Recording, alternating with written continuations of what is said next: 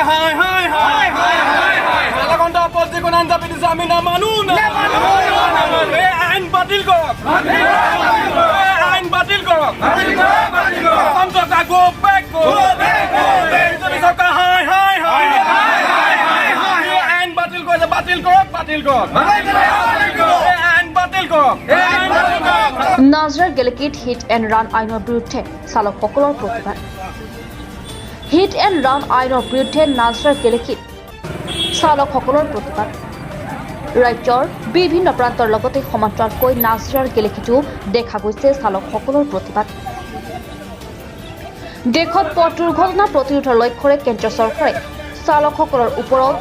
7 লাখ টকা জৰিমনা আৰু 10 বছৰৰ কাৰাদণ্ড আইন বলবৎ কৰা জামুক হৈ উঠিছে দেশৰ চালকসকল এই আইনখন প্ৰত্যাহাৰৰ দাবীত নাজৰাৰ গেলেকীত মালিক আৰু চালকসকলে প্ৰতিবাদ সাব্যস্ত কৰে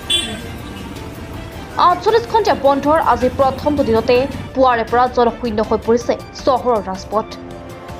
ভিন্ন প্ৰান্তৰ বাছ আস্থান আৰু মেজিক আস্থানসমূহ খালী হোৱা দেখা পোৱা যায় প্ৰতিবাদকাৰী আৰু আৰক্ষীৰ মাজত যুক্তি তৰ্ক হোৱা দেখা যায়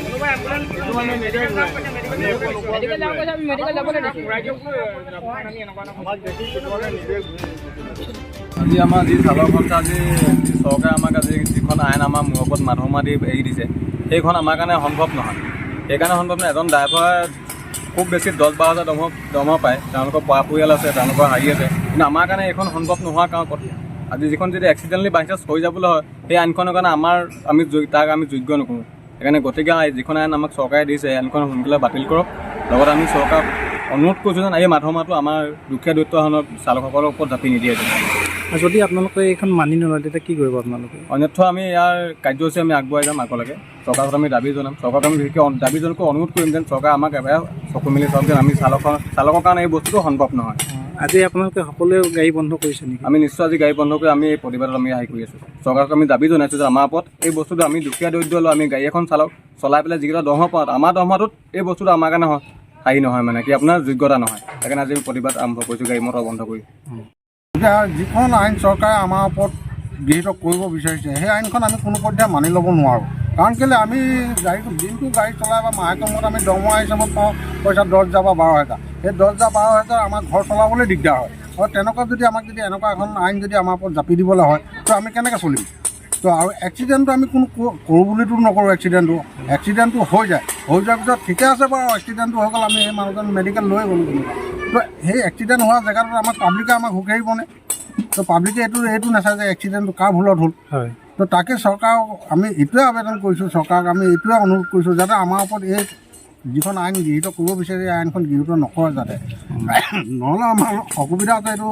আপোনালোকে গম পাইছে তো পৰিয়াল আছে পৰিয়াল চলাব লাগে আৰু কথা হ'ল কি আজিৰ ডেটত যদি আমি 10 লাখ টকা যদি আমি দিব পাৰিলোঁ হয় চৰকাৰক যদি 10 লাখ টকা দিব পাৰিলোঁ তেতিয়া আমি এখন গাড়ী কিনি পেলাই আমি বেলেগক চলাব দিলোঁহেঁতেন আমিতো নিজে নচলালোহেঁতেন তো তাকে আমি এইটোৱে চৰকাৰক অনুৰোধ কৰিছোঁ যাতে এই আইনখন আমাৰ বলবৎ হ'ব নালাগে আৰু যদি চৰকাৰ আমাৰ এই দাবী মানি নলয় তেতিয়াহ'লে আমি আগলৈ ইয়াতকৈ আৰু কাৰ্যসূচী জংগী কৰিম বুলি আমি প্ৰতিশ্ৰুতি দিলোঁ চৰকাৰৰ ওচৰত চৰকাৰে এই আইন আমাৰ মানিব লাগিব আমাৰ কথাখিনি মানক চৰকাৰে আমি অনুৰোধ কৰিছোঁ তো তেওঁলোকে এই কথাখিনি মানি লওক মানি পেলাই এই আইনখন যাতে আমাৰ ওপৰত বলবৎ কৰিব নালাগে বিজেপি চৰকাৰ গো বেক বিজেপি চৰকাৰ দামৰ যিখন আইন আনিছে আমি নামানো চালক সংস্থা জিন্দাবাদ বিজেপি চৰকাৰ হাই হাই চালক সংস্থা যিখন আইন জাপি দিছে আমি নামানো আইনখন বাতিল কৰক নাজৰাৰ পৰা দিলীপ হাজৰিকাৰ ৰিপৰ্ট নিউজ ইণ্ডিয়া 12